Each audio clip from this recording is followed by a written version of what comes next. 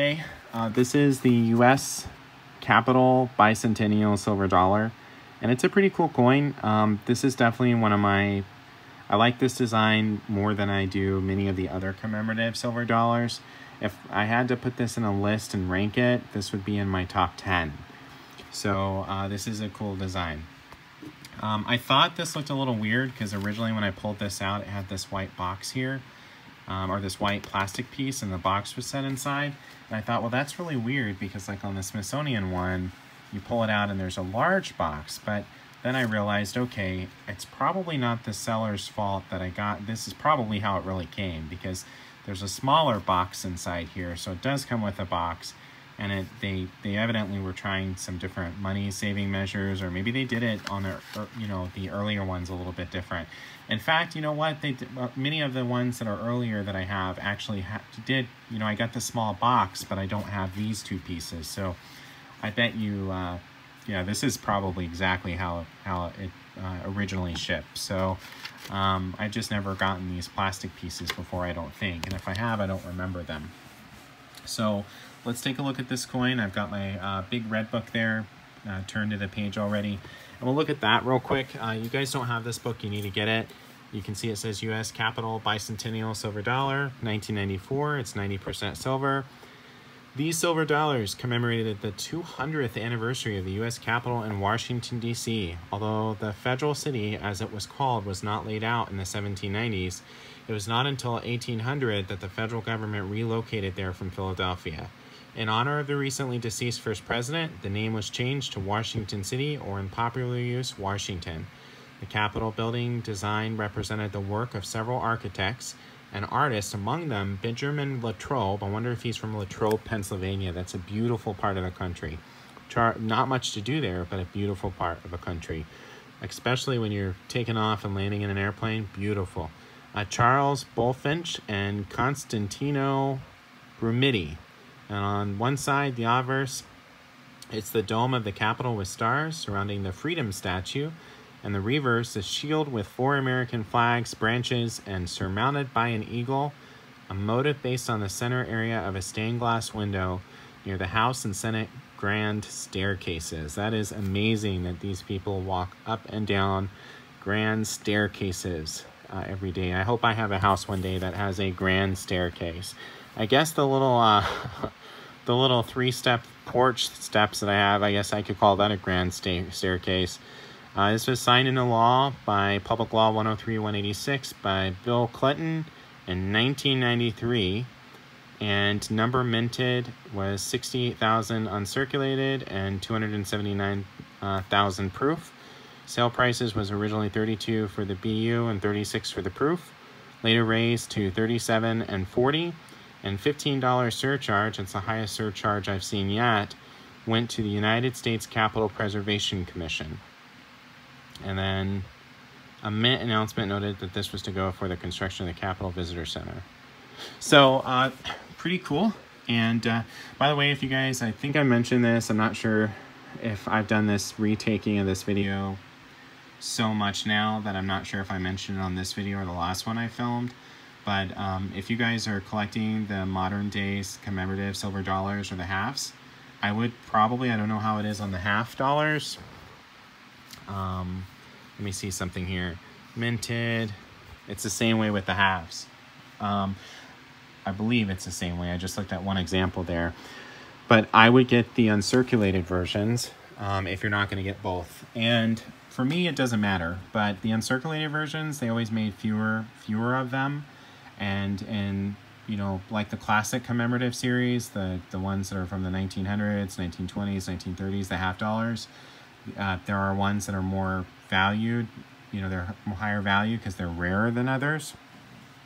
And I foresee this being the same to be true with this series, that the uncirculated are going to be more expensive down the line than the proof because there's just more proof.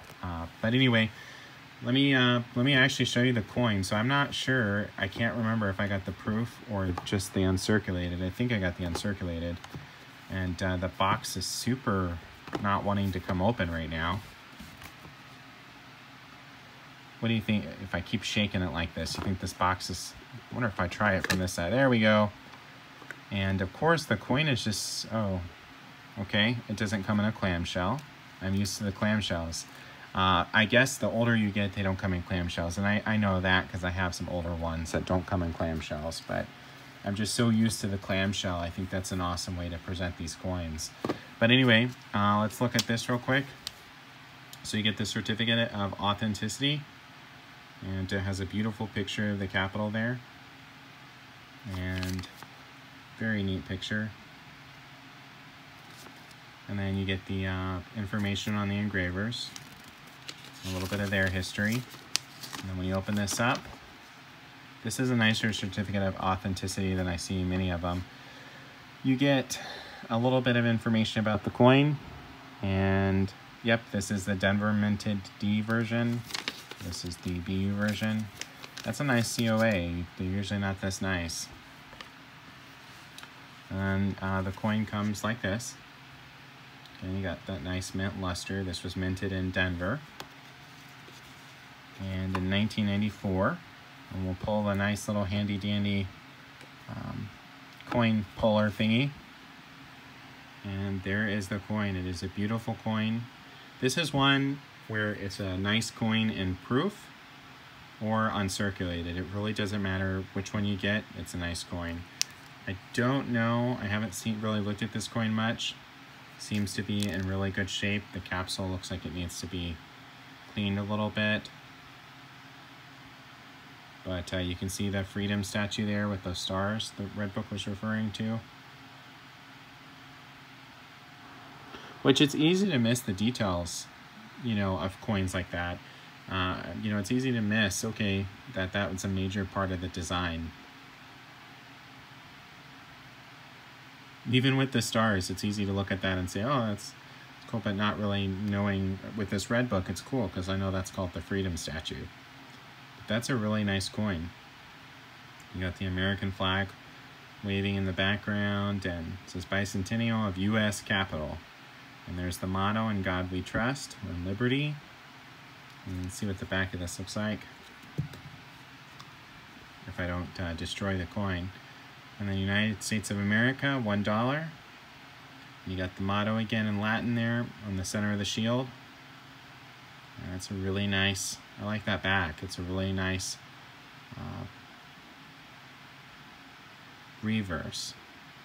I always get those two confused. Reverse, obverse. I just say back and front. I know the obverse. I know I gotta look it up again. What the obverse is, the side with the head, with the bust usually, and then the reverse is the opposite side. I gotta look that up again.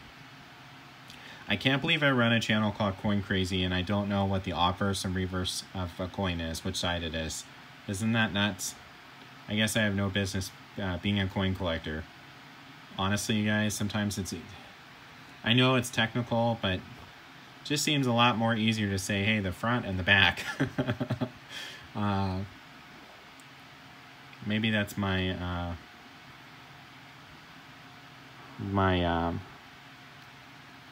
redneck ways showing through. My rural, small town ways. Do what's easier. Keep it simple, stupid. But no, I know that's a technical name. I just gotta remember. I have a hard time remembering that for some reason. I don't know if you guys have that problem. Let me know in the comments below, so that way I don't feel like a total loser. But very, very cool. And you know, it's funny because I come from different businesses and there's different terminology like that in any business, like aft. You know, that's a maritime term that is used both in, you know, on the seas and in the ocean, on the water, even in lakes, you know, in boating, as well as it is in aircraft, you know, go to the aft of a plane, the back of the plane, or the galley, you know, the kitchen area of the plane. There's so many little technical terms like that they could just say, hey, go to the kitchen or go to the little area here. But it's cool to know those technical names, and I really need to remember the obverse and the reverse. It's just hard to remember.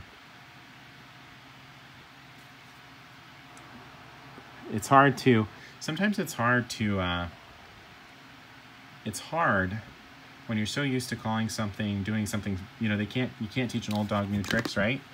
And usually I'm pretty trainable because I have a really open mind, but and I know I don't have all the answers. It's really important to be trainable, to be smart, you know. And it's kind of funny because I just read an article on Jeff Bezos, and he said that the people how he judges intelligence, the way he judges intelligence is by the people who are capable of making a decision and then changing their mind down the line based on new information. And I don't know, you know, part of that is having an open mind, but then also part of it is knowing when not to change. I think he could have added to that. Part of being intelligent is knowing when not to change the decision, and when to revise or reevaluate it. But that's kind of a very broad answer. I don't know if that was, I don't know even if that's, you'll have to read the article. I'll post a description, I'll link to it in the description below. But anyway, so having an open mind is incredibly important, I think, in about anything you do. So this is a really nice coin, and like I said, I definitely, if you're gonna get one coin out of this series, this would be a top contender for sure. It's a beautiful coin. I could look at that for a long time. So I really like that, and I'm glad I own that. It looks just gorgeous even sitting here. I mean, look how it just kind of, how the light hits it, and it's just so, it's just shining. It's like a light has turned on. That's kind of cool. So anyway, guys, thank you for watching, and please like, comment, and subscribe. I really appreciate your support and your viewership. So thank you, guys.